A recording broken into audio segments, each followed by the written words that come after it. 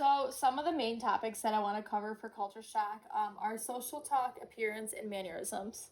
So, social talk, if you're going into a meeting, I know it can kind of typically be brought up, especially in the US, about religion or politics, especially nowadays, politics is a huge thing that's brought up. Your viewpoint on just simply wearing a mask could involve politics. This is how it's perceived by other people, and it's a super easy, dangerously easy thing to get into. So I really want you guys to avoid the topics of religion or politics. I wouldn't assume that you guys have any of the same views at all. I would just completely stay out of the subject so that we can keep it strictly to a kind of a business matter, and not have to worry about offending anybody or making anybody mad. So, appearance. Egyptians always appear very clean and conservative. They wear very conservative attire. And by clean, I don't even mean just a suit and tie. Like, that is always expected. But by clean, I mean like your shoes should be nice and polished. There shouldn't be any scruffs. No kind of like pilling on your jackets or on your suits or anything like that. Um, they do look for that, and they kind of base their judgments off of that for the person that they're talking to. Mannerisms. So sit with both feet on the floor, which I explained before. Avoid hand gestures. So I know I personally use hand gestures all the time. And even when I'm speaking, presenting, just having a normal conversation with somebody, I use hand gestures a lot of the time. And it is seen as rude in Egypt. So if you were to go wave somebody over or was like, hey, come here, or if you waved hi or something like that, that is seen as rude. So you have to really, really stop yourself in your head before doing that, because I know it's something that a lot of us don't even think about before we do. Maintain eye contact with men. So if you are conducting business with a man, you should always maintain very good eye contact with them. They see that as very respectful, and they will appreciate that a lot. However, if there is a woman in the room, do not make eye contact. So, making eye contact with the women in Egypt is seen as a form of intimacy, and which is very frowned upon in Egypt. And I know it's kind of a crazy thing to wrap your head around, but it's how it is there.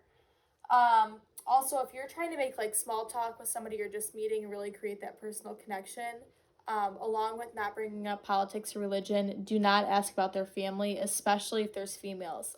They will see as if you're coming off as they want to get to know their females more, and they will get very offended by it. And it's just really rough path to go down. So I definitely would not bring up any of that while conducting business. Keep it to a very business-like manner. And then when you're approaching them, you need to approach them with their title. So people in Egypt are very proud of their titles.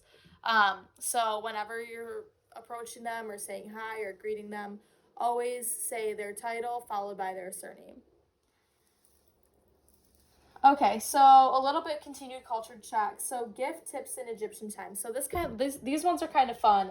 It was interesting to read these. The reason why I titled this presentation "Bring a Gift Bag" is because Egyptians usually exchange a small, meaningful gift, and it's an old and established custom in Egypt. So if you're going into a business meeting, many people actually do bring gift bags. They give a small gift. It's more as like a piecing or a peace welcoming. It's usually typically not very expensive at all, but it's something that's more meaningful than anything. And that's given a lot, especially in business meetings. So if you are going, make sure you bring a gift bag and something meaningful to you as well to offer. Tips. So in the US, it is seen as rude if we don't tip. So say you go out to a restaurant and you eat, and it's time for you to leave a check and a tip for your server, and you don't leave a tip. That would be seen as very, very rude and offensive. But however, in Egypt, you are not supposed to tip at all. So their profit motive of business deals are the rewards. So getting those profits from the business deals that they are conducting is seen as their reward and their tip. Egyptian time. So I kind of like to relate to this one. I am always late for everything. I'm usually never on time. I've come from a family of seven, so it's hard getting seven people out of the door and on time at once. Egyptians are very similar to me. if you go into a meeting and they are not there, stay patient. They will be there. They're just on Egyptian time, which means they'll be a few minutes late.